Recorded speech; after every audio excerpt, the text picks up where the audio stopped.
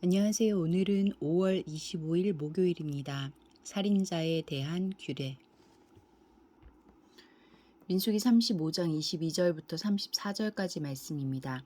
악의가 없이 우연히 사람을 밀치거나 기회를 엿봄이 없이 무엇을 던지거나 보지 못하고 사람을 죽일 만한 돌을 던져서 죽였을 때에 이는 악의도 없고 해하려 한 것도 아닌즉 회중이 친자와 피를 보복하는 자 간에 이 규례대로 판결하여 피를 보복하는 자의 손에서 살인자를 건져내어 그가 피하였던 도피성으로 돌려보낼 것이요 그는 거룩한 기름 부음을 받은 대제사장이 죽기까지 거기 거주할 것이니라.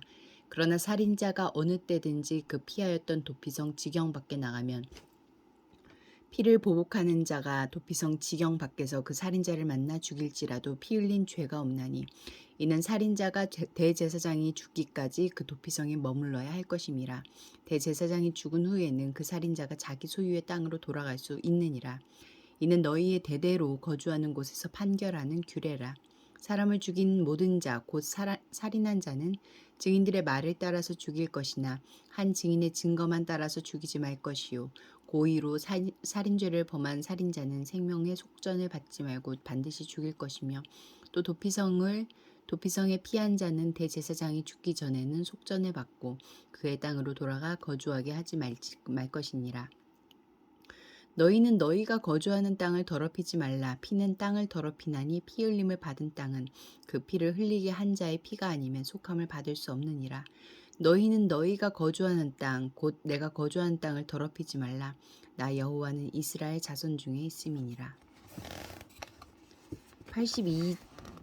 82쪽입니다. 22절부터 28절까지 말씀에서 하나님은 어떤 분입니까? 죄로 인한 죽음에서 벗어나 생명을 얻을 수 있는 길을 열어주십니다. 부지 중에 살인을 저지르고 도피성에 피신해 있던 자는 대제사장이 죽은 후에 고향으로 돌아가 자유롭게 살 수 있습니다. 대제사장이 죽음이 살해당한 자의 피에 대한 보상이 되어 살인자의 피값을 대신했기 때문입니다. 이는 우리를 죄에서 건져내기 위해 우리 대신 피 흘리신 예수님을 떠올리게 합니다. 우리의 대제사장 되신 예수님은 죽음으로 우리를 죄에서 건지시고 다시 살아나심으로 우리에게 영원한 생명을 주셨습니다. 죄와 사망에서 건져내어 새 생명과 자유의 삶을 선물해 주신 하나님께 감사와 찬양을 올려드립니다.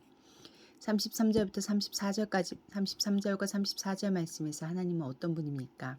약속의 땅에서는 사람의 생명을 빼앗는 피 흘림이 없어야 한다고 분명히 말씀하십니다. 살인은 생명의 주인이신 하나님의 권한을 침범하고 하나님이 거하신 땅을 더럽히는 죄이기 때문입니다. 세상에는 직접 살인뿐만 아니라 돈 때문에 사람을 죽음으로 내모는 간접살인, 또 다른 사람의 인격을 짓밟는 인격살인까지 벌어지고 있습니다. 이런 살인 때문에 온 땅이 신음하고 있습니다. 우리는 먼저 공동체 안에서 생명과 인격을 존중하는 문화를 만들어야 하고 더 나아가 사회에서 생명을 경시하는 풍조를 몰아내며 하나님이 거하실 만한 세상으로 바꿔가야 합니다. 30절 말씀에서 하나님은 어떤 분입니까? 살인자를 재판할 때는 최소 2 증인의 증언을 확보하라 하셨습니다.